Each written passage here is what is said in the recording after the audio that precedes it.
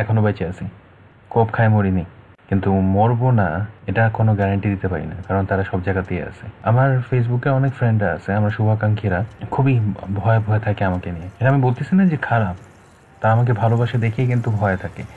কিন্তু এটা কেমন ধরনের সময় চলে আসছে যে যারা দুর্নীতিবাজ, যারা সন্ত্রাসকে উৎসাহিত করতেছে, যারা সন্ত্রাসকে প্রশ্রয় দিচ্ছে, তারা বুক ফুলায় রাস্তায় হেঁটে বেড়াচ্ছে। আর আমরা যারা একটু তাদের এই সন্ত্রাসী কর্মকাণ্ড, তাদের দুর্নীতিগুলোকে আমরা প্রকাশ করে দিচ্ছি, তাদেরকে ভয় থাকতে হবে, সত্য কথা বলা যাবে না, সত্য বললেই হয়েছে কি তার কোপ খাইতে হবে, না হয় তাকে জেলে ঢুকতে হবে।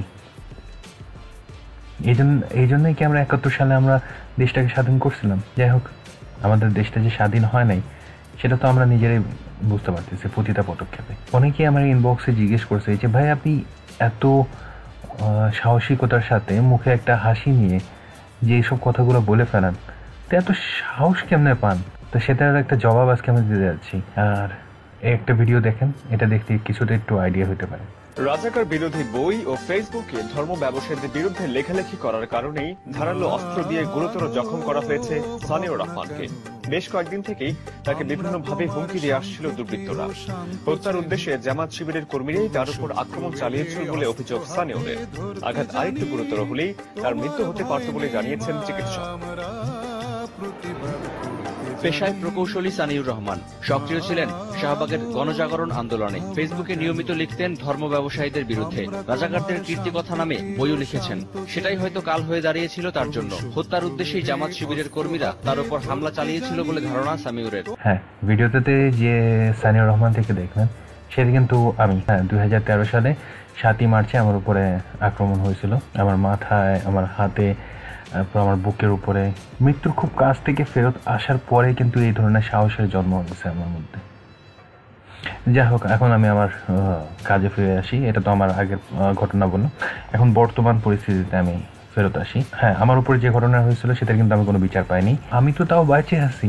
যারা মারা গেছে, খুন হয়ে রাস্তায় পড়েছিল, মাথার এই জায়গা থেকে কাটা, গলা জবাই করা, এরাই বিচার পায়নি। আমি তো সামান্য হয়েছে কি মাথায় কোপ খাইছিলাম, বুকে কোপ খাইলাম, 37টা শিলায় লাগছে, আমার কেন বিচার হবে? যাই হোক, আমি একটু প্রথমে আমাদের শেখ হাসিনা যিনি আছেন তার কাছ থেকে একটু ঘুরে আসি। আচ্ছা, শেখ হাসিনা মানে আমাদের মাননীয় প্রধানমন্ত্রী, আপনার তো একটা পরিচয় যে আপনি বঙ্গবন্ধুর কন্যা, শেখের বেটি। এটা ছাড়াও আপনার একটা পরিচয় আছে। পরিচয়টা কি জানি আমি একটু ভুলে গেছি। একটা কথা ভুলে গেলে চলবে না, আমি হেড অফ দ্য গভর্নমেন্ট। কি বললেন? আবার একটু বলবেন? আমি হেড অফ দ্য গভর্নমেন্ট। ও আচ্ছা, আপনি হেড অফ দি গভর্নমেন্ট, তাই না? আচ্ছা, তার মানে বাংলাদেশের যে জনগণ আছে তার যে নিরাপত্তার যে দায়িত্ব সেটা তো আপনারই ঘাড়ে, তাই না?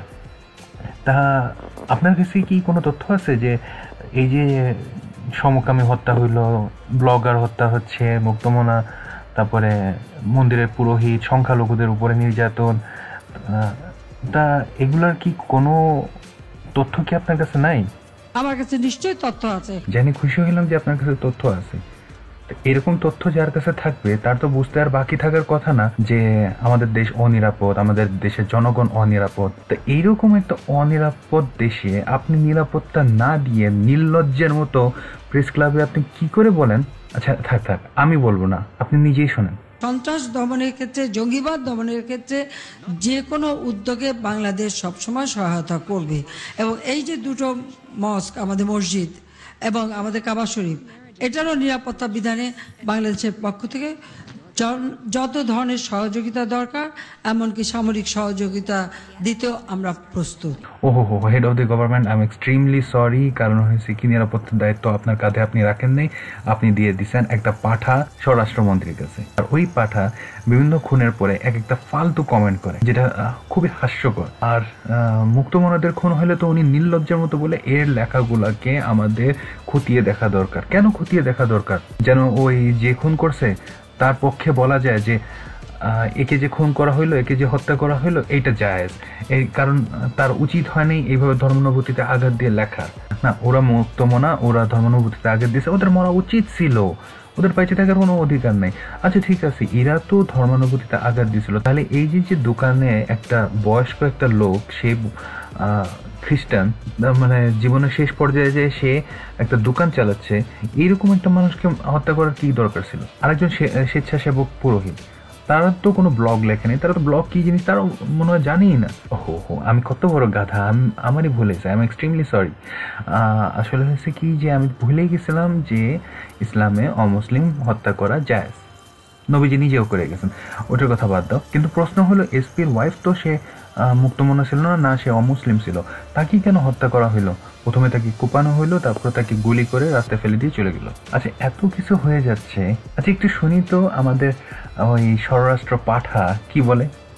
পুলিশ অবশ্যই এই হত্যাকাণ্ডের কারা করেছে, কি রহস্য আছে সেটা উদ্ঘাটন করলো। বিগত দিনেও আমরা সব রহস্য উদ্ঘাটন করেছি, জানিয়েছি। এটাও আমরা মনে করছি যে আমরা সঠিক রহস্যটা আমরা বলতে পারবো। হায় রে পাঠা, তুমি কি রহস্য গল্প বলার জন্য গদিতে বসে রয়েছো? আমরা ফেলুদার গল্প লেখার জন্য তোমাকে বসায় নি যে রহস্য বলে বেড়াবা। আমাদের পুলিশ প্রশাসন কি করতেছে? দেশ ও জাতির জন্য পুলিশ নিবেদিত, পুলিশ অনেক দৃঢ়তার সঙ্গে কাজ করছে। ও আচ্ছা, তাই নাকি? দৃঢ়তার সাথে কাজ করতেছে? আরে বেটা, দৃঢ়তার সাথে কাজ করলে এতক্ষণ হয় কেমনে? তো অনুসন্ধান চলছে, আমাদের গোয়েন্দারা ইনকোয়ারি করছে, আমাদের পুলিশরা ইনকোয়ারি করছে। তাই নাকি? অনুসন্ধান চলছে, গোয়েন্দাদের ইনকোয়ারি চলছে, পুলিশদের ইনকোয়ারি চলছে। আরে বেটা, যে ইনকোয়ারি অনুসন্ধানে কোনো ফলাফল পাওয়া যায় না সেটাকে কিন্তু ইনকোয়ারি অথবা অনুসন্ধান বলে না, সেটাকে বলা হয় সরকারি চাকরি। আচ্ছা, পুলিশ আর গোয়েন্দার কথা বাদ দিলাম, আমাদের র্যাবরা কি করতেছে? আমরা এ ব্যাপারে কাজ করছি। আরে বেটা, যে কাজে ফলাফল নাই সেটা কিন্তু কাজ না, সেটা অকাজ। এটাকে আপনি কাজ বলতেছেন। এই কাজ করার পরে কি আপনার কি মনে হয়, আপনি কি নিশ্চিত যে আপনি কোনো খুনি ধরতে পারবেন? আমরা আশাবাদী। আশাবাদী বাঙালি।